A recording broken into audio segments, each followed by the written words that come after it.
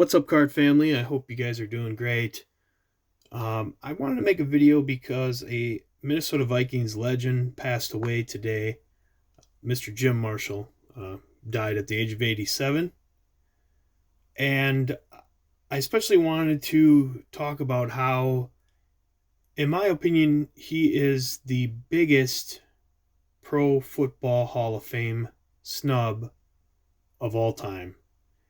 And so I'll talk about that a little bit, and I'll show off some of his cards. Um, so I have his rookie card here, and that's the 1963 Topps. He did play one season with the Browns. That was in 1960 when he came into the league, and then he played the rest of his career as a Viking.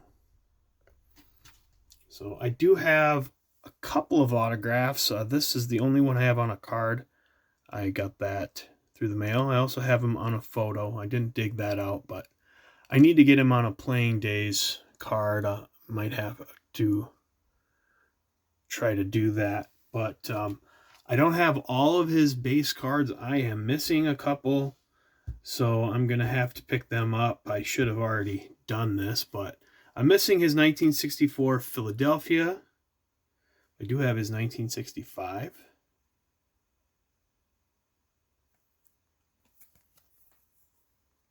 That's what the back looks like.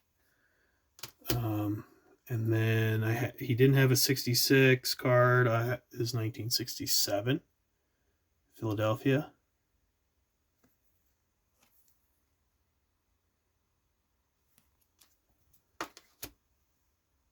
No 1968, no 69, and then the 1970 Topps.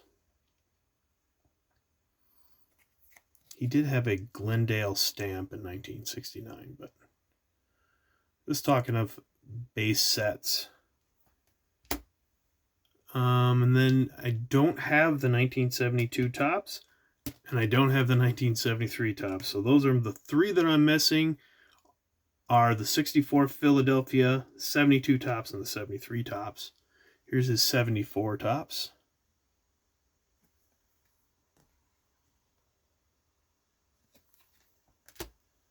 And here is his 75 Topps. I got to get a new one of these. It's sharp, but look at how badly off-centered it is. Sorry about the glare. And then in 1976, he had two cards in the top set. He had the record breaker card, which he did for fumble recoveries. Yeah, somebody who set the record for fumble recoveries is not in the Hall of Fame. And then the base card. I have a couple of those. Whoops. That's what the back looks like. And then we have the 1977 Topps.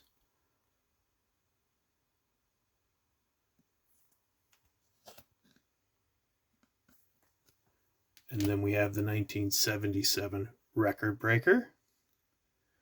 Now, football, I don't believe had Venezuela's like baseball, but in 77, for sure 77, they had Topps Mexican, which I don't have any of those yet. I'll have to look into that too. I don't know as much about football cards as I do baseball cards, so I'm not sure if they are just as rare as Vinnies or hard to find in good shape as Vinnies, or what's the deal with the Topps Mexican. If anybody who's watching this knows about Topps Mexican football cards, please let me know. Here's the 1978. I feel like the 78 set is one that's really easy for a vintage set. I mean, I guess it's not super vintage, 78, but for a pre-1980 set, it is pretty easy to find these in good shape. It seemed to me like I have a lot of these that are like super sharp. I've even sent a couple in for grading and came back 9s. And then the 79 Topps. That one's off-centered, but I have a bunch of them. The towel on his head. So yeah, here's the rundown. Here is my case here for Jim Marshall. Now, I have heard somebody say that he's a compiler, but he played 20 years in the league, and he started almost every game that he played in. And when you're doing that for 20 years at defensive end, I mean, there's something to be said about that too. So, yes, he has the record for the most consecutive games played by a defensive player and the most consecutive games played for one team. And Brett Favre, he did have the most consecutive starts by any player, but Brett Favre beat him. But yes, 270 consecutive starts, all for the Vikings. And that's, I think, 282 total games played, with 12 games being played for the Browns, 7 of them starts. So he played 282 games and started 277, all of them at defensive end, the majority of them at right side and some on left side. 2-time Pro Bowler, an All-Pro,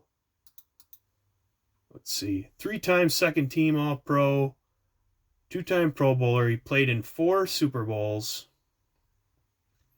and he still holds the record for most fumble recoveries, defensive fumble recoveries, with 29, 30 total fumble recoveries, 130.5 sacks, which when he retired, he would have been 3rd all time.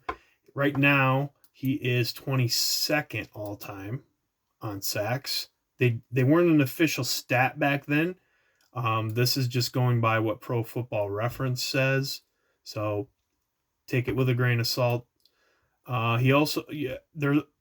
Football Reference invented a stat called approximate value, which is a statistics they use to quantify a player's contribution to their team over a season. And he has an approximate value of 168, which would place him tied for 31st all time with Ronnie Lott and Steve Young. And he would be ahead of Walter Payton, Joe Montana, Marshall Faulk, Warren Moon, Randy Moss, Deion Sanders. These are all players that have a lower approximate value. LaDainian Tomlinson, Marvin Harrison. Take that what you will with it, but I mean, you can't deny that the guy belongs in the Hall of Fame, and they didn't get him in before he passed away. Will they get him in? I don't know. He's famous for one play that happened in his career, and that's when he recovered a fumble and ran the wrong way for a safety, which that game the Vikings ended up still winning. And so it was a deal where it was a big pile, and he came up with it and ran the wrong way. Just went with his own momentum and scored for the other team. So yes, that's what he's known for, but it was one play in an amazing, amazing career. And so Jim Marshall belongs in the Hall of Fame, and I hope he gets there. I'm ashamed that he didn't get there before he passed, but he was a great player, and he definitely deserves enshrinement. So let me know what you think down below. If you have any memories of Jim Marshall, or if you have any Jim Marshall cards or anything related to anything, just say hi. Thanks for watching, guys, and we will see you on the next video.